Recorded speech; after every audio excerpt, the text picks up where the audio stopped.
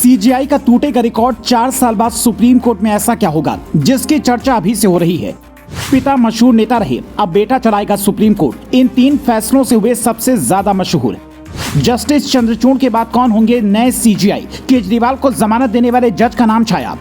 Supreme court के मुख्य न्यायाधीश डीवाई चंद्रचूड़ 10 नवंबर 2024 को रिटायर होने वाले हैं, यानी इनके पास 6 महीने का वक्त बचा है। इनके बाद केजरीवाल को जमानत देने वाले जज साहब संजीव खन्ना नए सीजेआई बन सकते हैं। पर हम आपको संजीव खन्ना के बारे में नहीं बताने जा रहे हैं, बल्कि हम आपको उन जज साहब के बारे में बताने जा रहे हैं जो मौजूदा सीजेआई का रिकॉर्ड 4 साल बाद तोड़ने वाले हैं। इन जज साहब का नाम है जस्टिस जेबी पादरीवाला।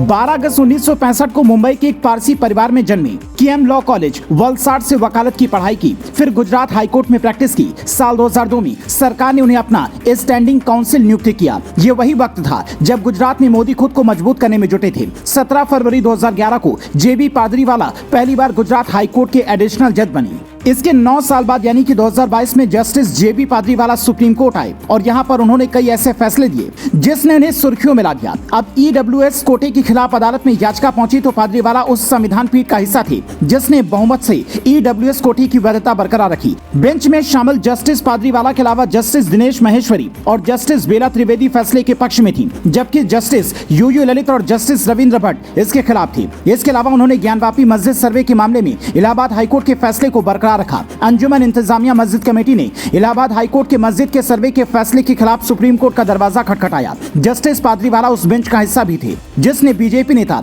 और एडवोकेट नुपुर शर्मा को गिरफ्तारी से राहत दी थी। जस्टिस पादरीवाला सुप्रीम कोर्ट के इतिहास में चौथे ऐसे जज हैं जो पारसी समुदाय से आते हैं। ये बात जानकर शायद आप दंग रह जाएं। जस्टिस जेबी पादरीवाला का परिवार कई पीढ़ी से कानून के पेशे में है। परदादा नौरोजी भीकाजी पादरीवाला 1994 में वलसाड में वकालत की प्रैक्टिस किया करते थे। दादा कवास जी नौरोजी पादरीवाला भी साल 1929 में प्रैक्टिस किया करते थे और बहुत मशहूर वकील थे। जस्टिस जेबी पादरीवाला के पिता ने भी कई बार ज्वाइन किया और 1955 में प्रैक्टिस शुरू की। हालांकि बाद में सियासत में एंट्री ले ली और दिसंबर 1979 से मार्च 1990 तक गुजरात विधानसभा के अध्यक्ष भी रहे, जो ये बताता है कि पिता ने वकालत से लेकर सियासत तक का सफर तय किया और अब उनके बेटे जस्टिस जेबी पादरीवाला भारत के मुख्य न्यायाधीश बनने की कतार में हैं। अगर मौजूदा वरिष्ठता की सिद्धांत का पालन किया गया तो जस्टिस पादरीवाला 3 मई 2028 को चीफ जस्टिस ऑफ इंडिया बनेंगे। उनका कार्यकाल 2 साल और 3 महीने का होगा। 11 अगस्त 2030 तक इस पद पर रहेंगे और ये बात काफी बड़ी है क्योंकि सीजेआई चंद्रचूड़ के बाद जो भी जज सीजेआई की कुर्सी पर बैठेंगे उनमें से किसी का वक्त 6 महीने तो किसी का 36 दिन है। वरिष्ठता के हिसाब से संजीव खन्ना 6 महीने के लिए सीजेआई बन सकते हैं।